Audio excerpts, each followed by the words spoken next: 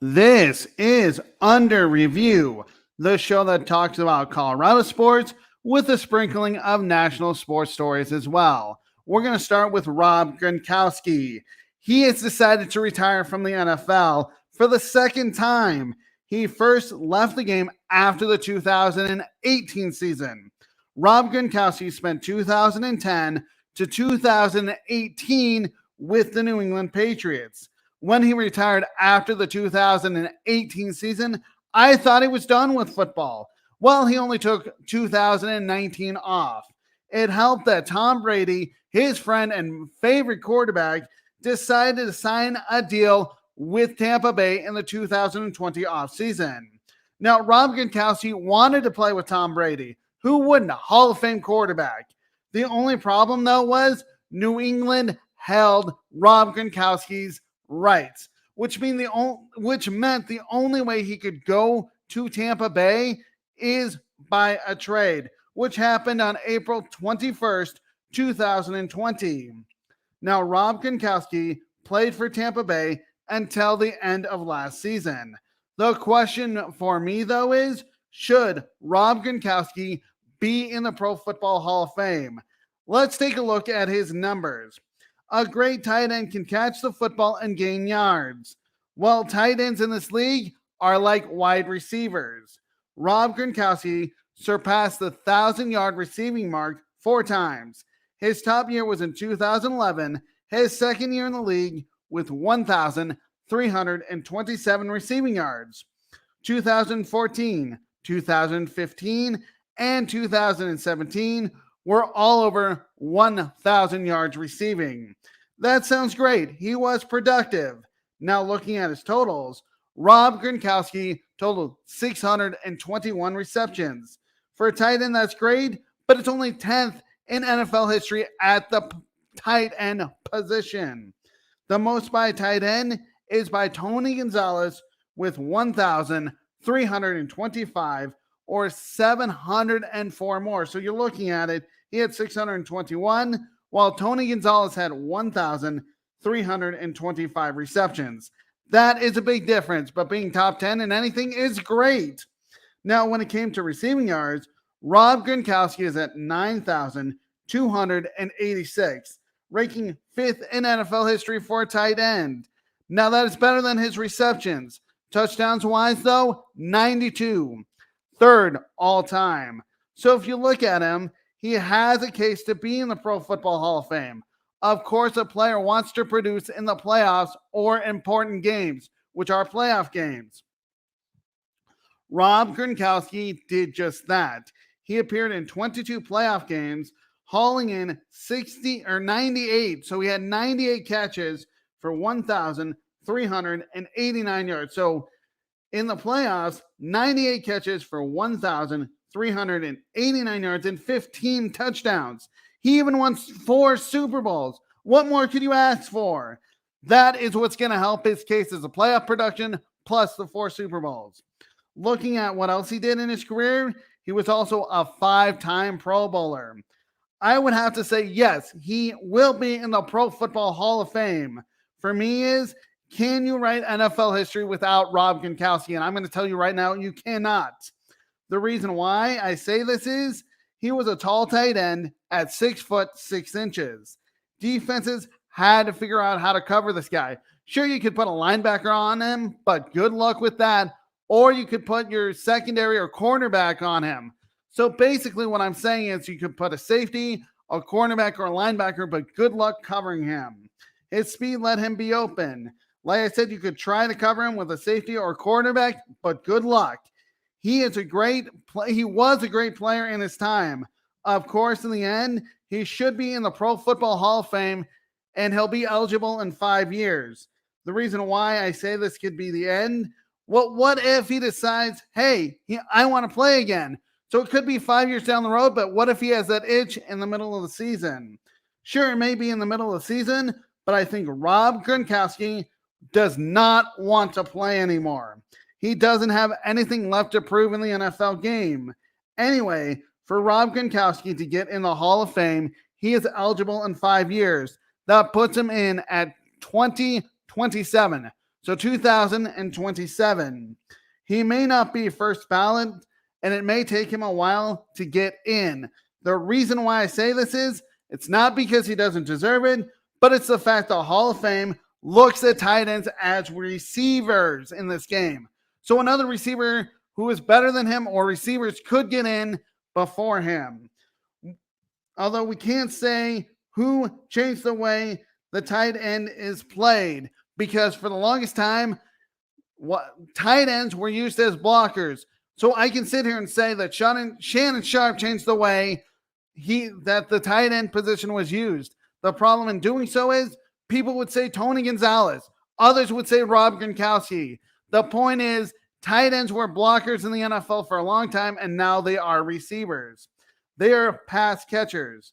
Most of them are compared to receivers in this game, and they get paid like it now. I know a wide receiver is a different position than a tight end.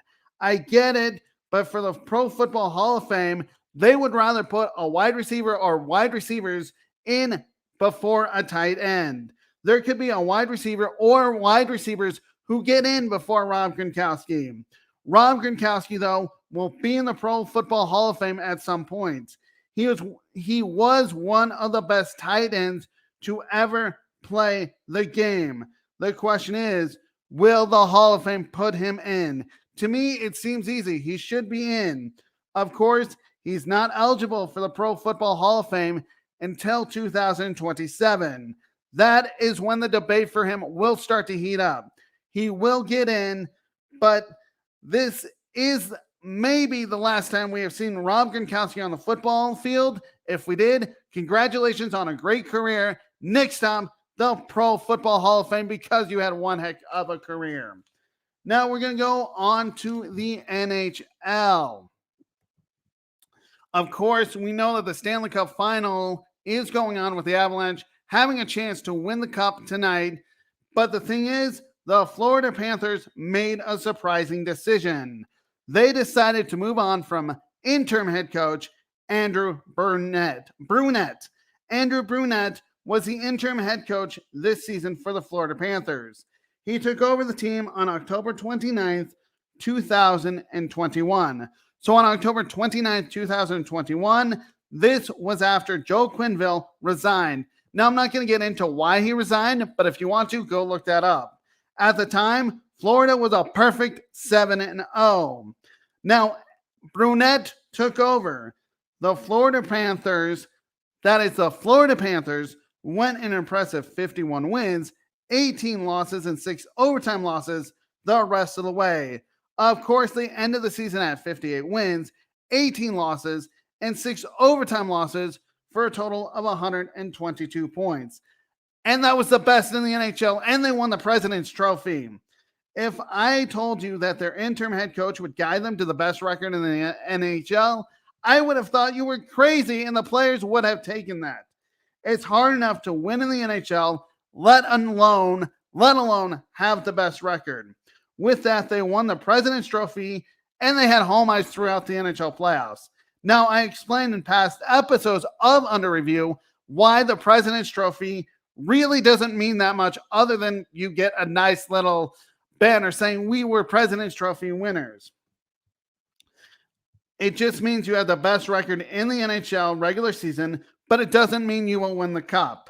In the first round of the NHL playoffs, they beat the Washington Capitals in 6 games. It looked like they were going to go for a long playoff run.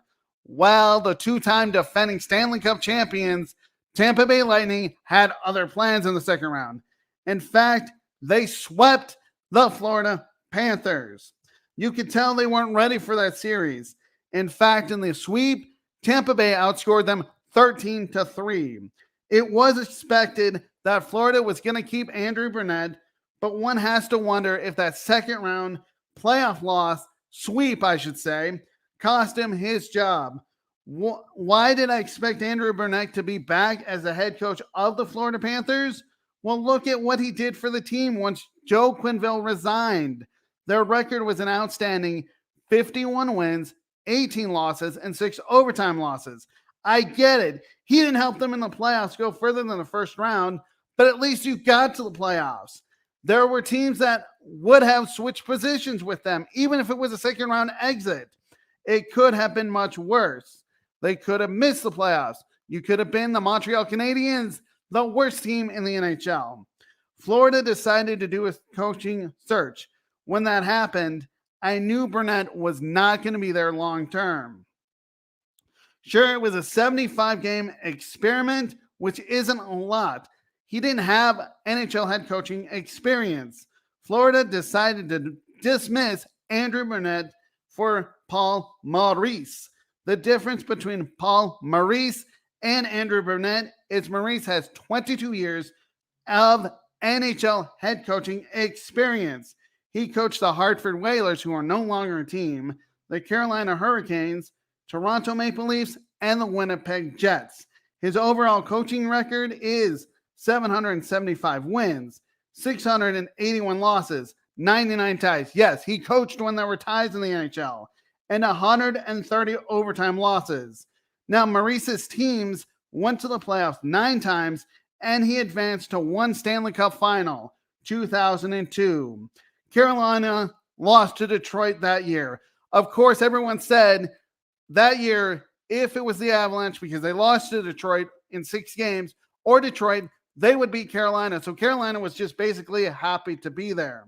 Anyway, Maurice started the year with the Jets. He was let go after 29 games. The Jets stood at 13 wins, 11 losses, and 5 overtime losses, and they finished the year at 39 wins, 32 losses, and 11 overtime losses. Maurice at least has coaching experience. I wouldn't have hired him only because Burnett did a great job, a fantastic job. In fact, Burnett was a finalist for the Jack Adams Award for Coach of the Year in the NHL. He didn't win it, but he was still up there. Burnett may have his chance this offseason to take over a team.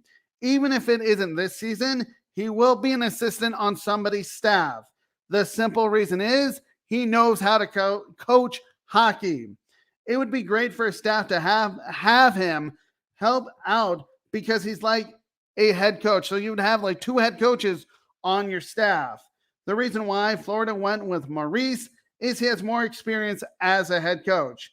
That could help Florida out in the end, do something more in the playoffs. Of course, we have to wait until next season to see what that is. What I mean by that is advance further in the NHL postseason rather than the first or second round. Of course, the end goal is to win the cup, and Florida would love to do that. They must feel Maurice gives them that opportunity. Of course, Florida has never hoisted Lord Stanley's Cup. They came close in 1996, but they were swept by the Colorado Avalanche. Of course, in the NHL, as in all sports, it's what have you done for me lately? If Maurice doesn't get the job done in the playoffs, he could be gone because Florida expects results. A few playoff losses in the first round or even missing it altogether will not cut it. If he can't get this team, that is the Florida Panthers, to play at a high level or miss the playoffs, it could cost Maurice his job. He knows there's a lot of pressure to win now. It will be up to him to have his players buy into his system. That will hopefully end up in more wins and who knows, maybe a threat to win the cup every single year.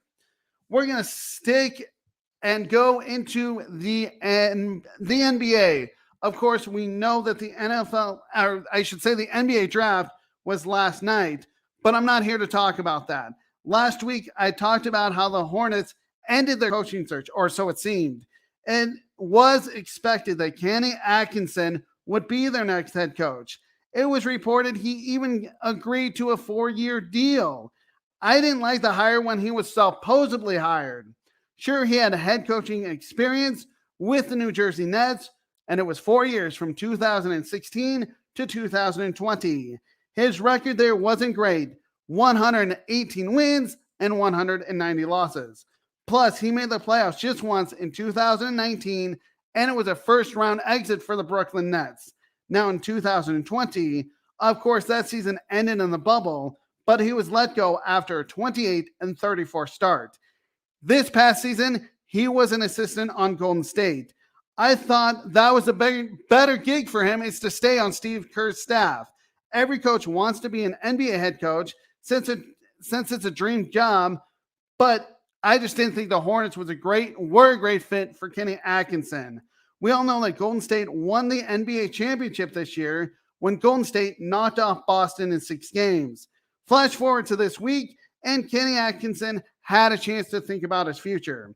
Honestly, it didn't come as a surprise that he spurned Charlotte and decided to stay in Golden State. I don't blame him, and I think this was a smart decision for this reason. They won the NBA championship, beating Boston in 6 games. Why would he want to leave that situation? Golden State has a chance to repeat next year with their core players of Steph Curry, Klay Thompson, Draymond Green, Andrew Wiggins, and Jordan Poole. That is what's going to carry this team, and they should be a top 4 team in the Western Conference. Of course, they were the 3 seed this year and went all the way and won the NBA championship. It made sense why he stayed. Now, Charlotte is now looking for a head coach again. They are an attractive spot because they have a good core with Gordon Hayward, Terry Rozier, and LaMelo Ball. That's what makes it a great job. These guys can actually win.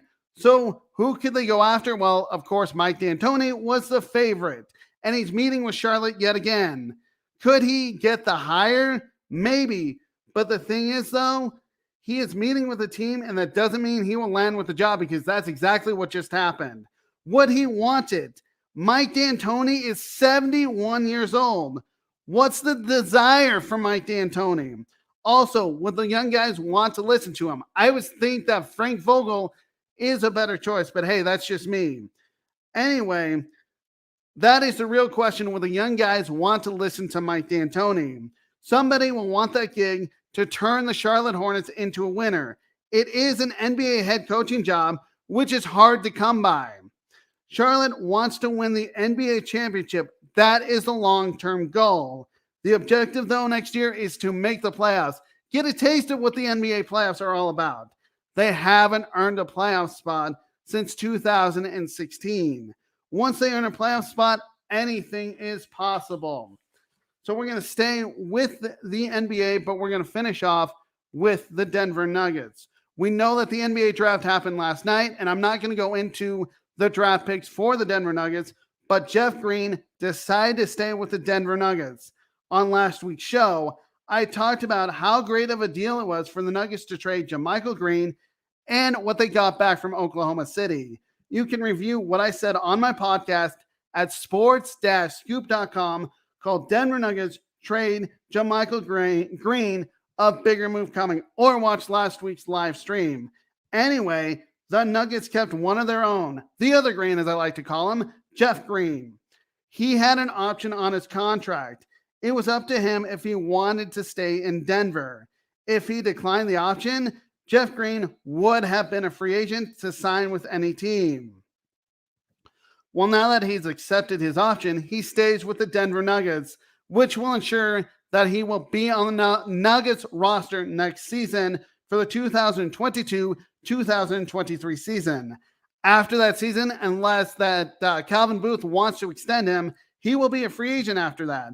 Of course, depending on the season he has, he could stay with the Denver Nuggets long term. Now, Green can play power forward or small forward or even center, so he's versatile.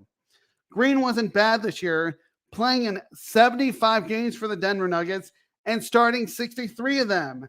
He averaged 24.7 points per game in those minutes, in those 24.7 minutes. So he had 24.7 minutes played. In those minutes, he totaled 10.3 points, 3.1 rebounds, and 1.3 assists per game. When it came to shooting, his field goal percentage, and I liked it, 52.4%.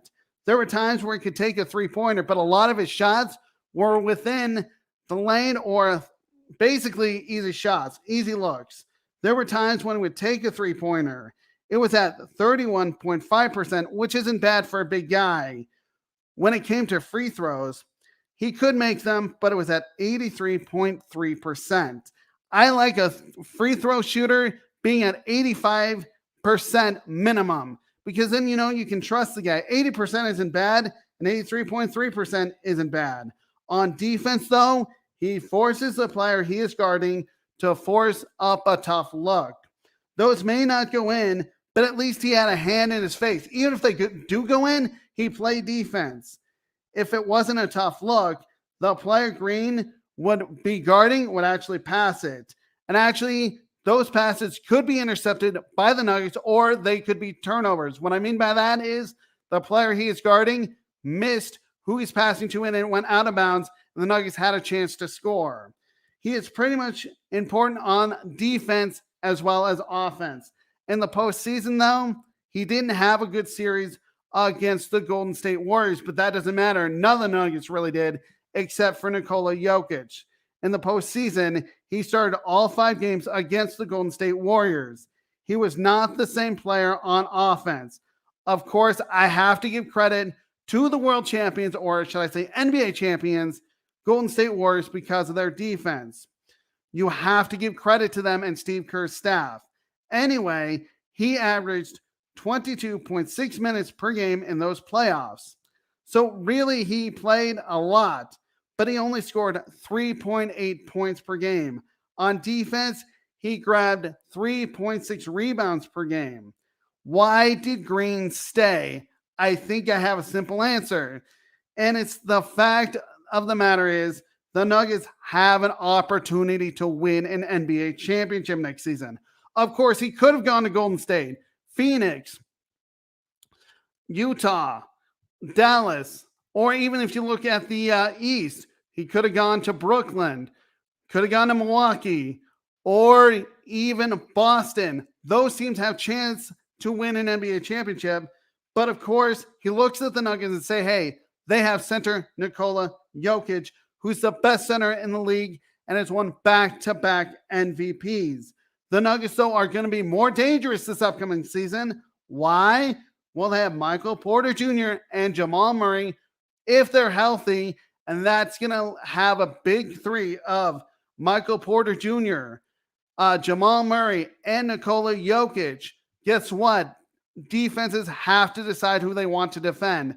If not, somebody's going to be open, like an Aaron Gordon or a Jeff Green. Now, those 3 give them a chance to compete with anybody when healthy. Of course, we saw the fact of the matter is they weren't healthy. That is Michael Porter Jr. and Jamal Murray, but the Nuggets still became the 6th seed in the NBA playoffs, which is a great accomplishment. For the Nuggets, though, there is still work to be done for the Nuggets to knock off Golden State as NBA champions. I'm not saying it's going to happen next year, but if healthy, the Nuggets are easily a top 4 seed and maybe the 2nd best team in the Western Conference, depending on what Phoenix does and Dallas does in this offseason. So that's high praise, but Calvin Booth, the general manager for the Denver Nuggets, knows there is work to be done. The offseason is off to a great start, though. Next up, though, is free agency. It will be interesting to see what they do there, but more will be coming from them, especially if they want to become NBA champions. They have some needs, and they will take care of them in free agency. I'm Jordan Long. This has been Under Review. Read my blog that I write Monday through Thursdays with podcasts on Fridays at sports-scoop.com. Please check out all the shows that we have on Sideline Sports Network, on the Sideline Sports Network, I should say, and subscribe to our YouTube channel so you don't miss any of them. We have shows every single week, or every day, I should say. We have shows every single day throughout the week. Please subscribe so you don't miss any of them. This has been a Sideline Sports production.